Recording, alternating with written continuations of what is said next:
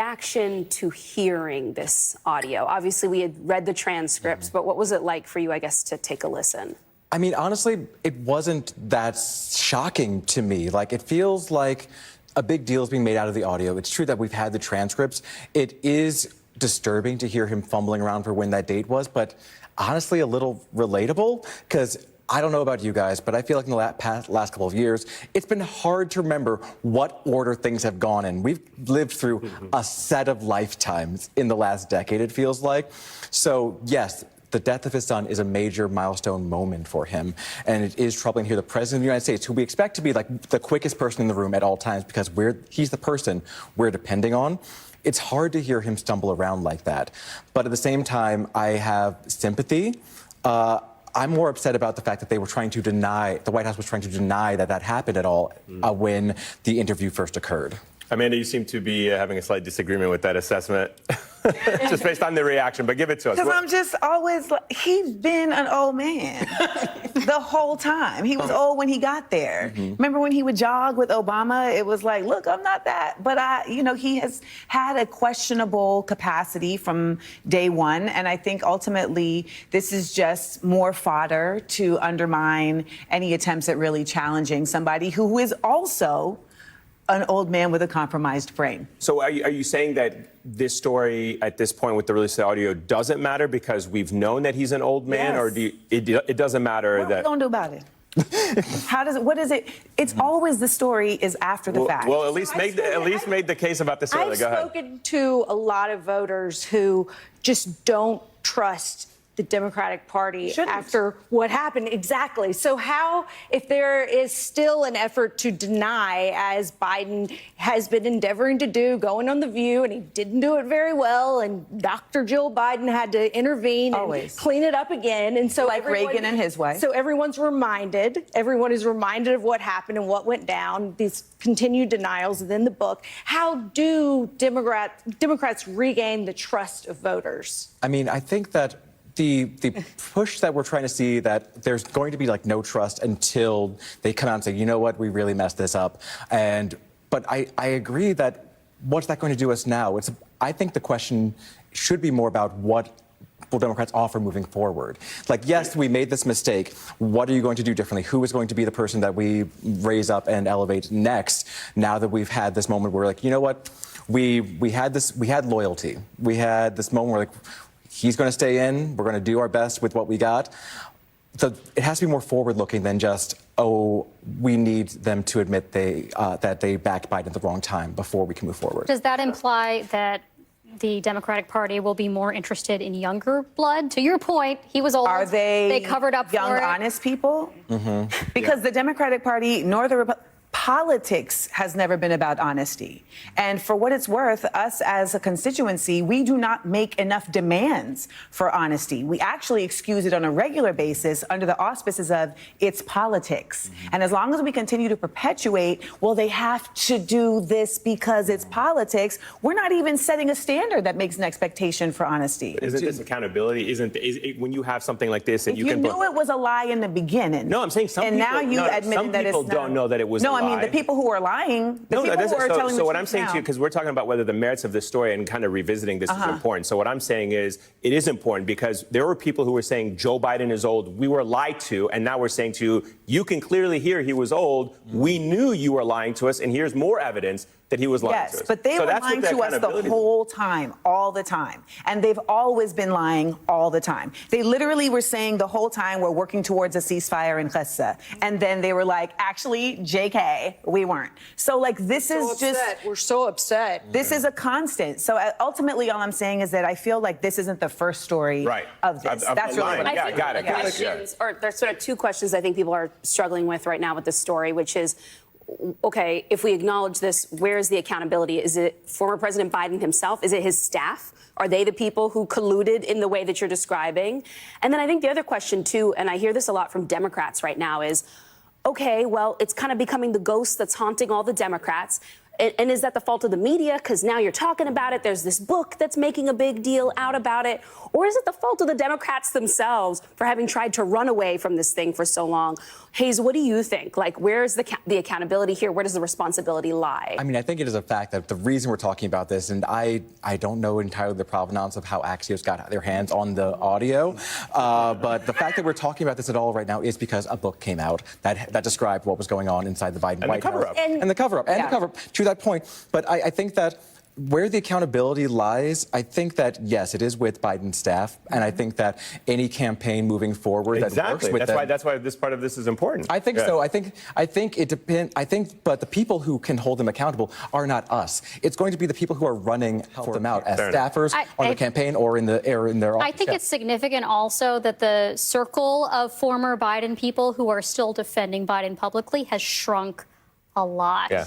And that if you look at some of the reporting, including from the book that has been out there, it suggests, it quotes people as being quite critical of Biden and anonymously, and mentions, but they publicly said otherwise. So I do wonder if some of them now are saying things like, well, in our meetings, I didn't see any mental decline. I'm like, well, you didn't have to be in the meeting with him. Like, I was never in a meeting with Joe Biden, and I can tell you he had cognitive decline. I wasn't in a meeting with him. I watched his debate, and I'm like, this guy's not all there. But from the podium, you yelled at us and told us we were stupid. So how do we come back? Are Democrats who allied their brands with Biden, say someone like Mayor Pete, Secretary of Transportation Pete Buttigieg, how much is he tarnished by being part of the Biden label? I hear what you're saying. I think that given the way that Pete and other secretaries have operated, many of the cabinet secretaries even were not part of the Biden inner circle. That was a very rare and small clique that worked together. So I think that they can say, yes, we were there, yes, we were in meetings, but they held, according to reporting, they held very few actual cabinet meetings. Those were very scripted. So if they were just getting out there and doing their job, I get that. To return to an earlier point really quickly about who is been actually honest and are these new young people honest, I think that's part of why the backlash to David Hogg over the DNC, we're going to primary people, we're going to get younger blood in. But they're not even being honest about that. Right, I feel like part of the backlash to that is the idea but just being young is not what people are asking for. No. That's step one. And he didn't even win most of the votes. Representative Kenyatta did. We're not even being honest about that. Yeah, so here we go. So I think that the Democrats have a lot to work towards in terms of putting back together. That's one way of saying it. All right, guys, I gotta interrupt you for a second because we gotta squeeze in a quick break. When we come back, you both are going to join in the conversation because I know you want to know about who wants to take medical advice from RFK Jr. And if you're hesitant to, you're not alone. He doesn't think you should be listening to him about that. Surprise, surprise. This is the weekend prime time. Amanda, you don't want Jr. doesn't think you should be taking medical advice from him, the literal Secretary of Health and Human Services. He made those comments on Wednesday during a marathon day of hearings on Capitol Hill. It is one of those things you're tempted to laugh at until you realize how many people like him work in the Trump White House and, whose fringe beliefs impact all of our lives. Amanda and Hayes are back with me. Do you want to take a stab at that one first? I mean, your thoughts about how incompetence is celebrated in this administration. If the goal of this administration is to demonstrate the supremacy of whiteness, the failure is so apparent every day on so many levels, namely just lack of intellect. It's the most opposite DEI I have Not ever earn it, as witnessed. somebody has said. It's a meritocracy. You don't think that these cabinet officials like Pete Hegseth are just, the pinnacle of a I will say one upside of all of this is that imposter syndrome should be out the door. Extinct, right? It's like if these guys can get to these heights. Really can dream. Oh, yeah, right? I feel like him being up there and saying you should not be taking medical advice from me, one, it goes against everything his brand is about at this point, because he has built his career on saying that the medical experts are wrong. Yes. We're going to tell you the truth, and so you can buy our products to make you feel better that you're not going to get from the people who are lying to you. But now that he is there and under oath, he has to say, don't take advice from me. I don't know what I'm talking about. I mean, as much as we make fun of it, I do think we should keep in mind that, like, people are literally dying because they are listening to some of these quacks. Yes. Well, like let's go to his informed opinions just abound. So let's go to, we have some footage of how he responded about drug rehab, and you can decide for yourself if he's a knowledgeable actor. My understanding is that the private rehab facility, like the one that you went to, would cost in today's dollar for that same treatment over $286,000 out of pocket, just for addiction treatment that I think we can all agree, Republican and Democrat, is absolutely necessary to make sure that we're keeping our communities safe. I bring this up because there are, Congressman, there are many really gold star rehabs that do it for a tiny fraction, like $20,000 to $40,000 a month. there you go. Just $20,000 to $40,000 a month, guys. Totally accessible.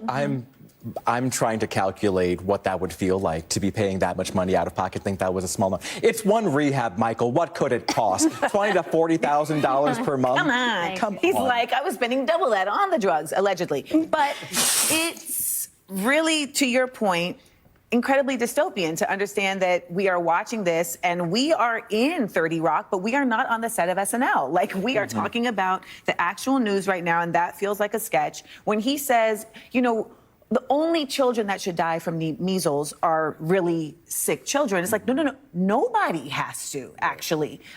However, you are rewriting scientific efforts that have already been established. And for what reason? Literally solely for the cause of wealth. And that is what makes it so deeply dystopian. Well, to be fair, some of the treatments that he has advocated are very inexpensive, but they are also very costly in the sense that they are causing great harm. Like, he is telling parents, or has told parents, don't worry about the measles vaccine, take vitamin A and cod liver oil. I'm sure you could find those on the cheap at CVS, for example, but now children are literally getting hospitalized because of vitamin A toxicity. And I got to say, I like fluoride in the water. I do. I mean, I know that Alex Jones thinks that it makes fish gay, but I really like it. I think that overall, I think they were frogs. Frogs. It was frogs. Yeah. Yes. The frog man. I have to ask you guys before we have to go to a commercial break. I need your reaction to another cabinet member, Secretary Kristi Noem, being involved in discussions around a possible reality TV show.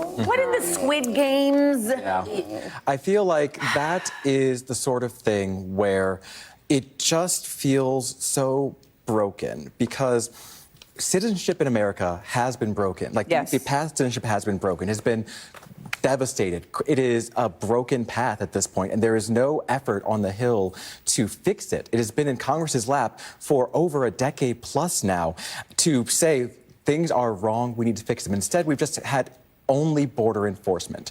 That's the only thing that's been the focus of Trump, of the Republican Party. So too many Democrats have been like, well, we have to have both of them to move forward. No, you need to be making the case to people that this is something that we want people to come in. If you want them legally, we need to have it so that people come in legally, easily. But to make a TV show out of it, to make it entertainment, is a part of the continued cycle of bread and circuses, and it's a part of the continued human practice of putting the gladiators in there and the Colosseum watching.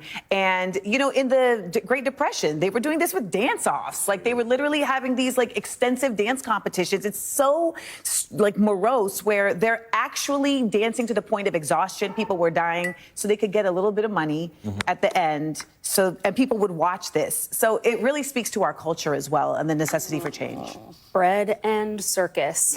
Amanda Seals and Hayes Brown, thank you so much. Thanks for being with us. That's going to do it for us on the weekend primetime, but keep right here, because Ali Velshi is next to continue our coverage of the breaking news out of Palm Springs, California. Have a great night.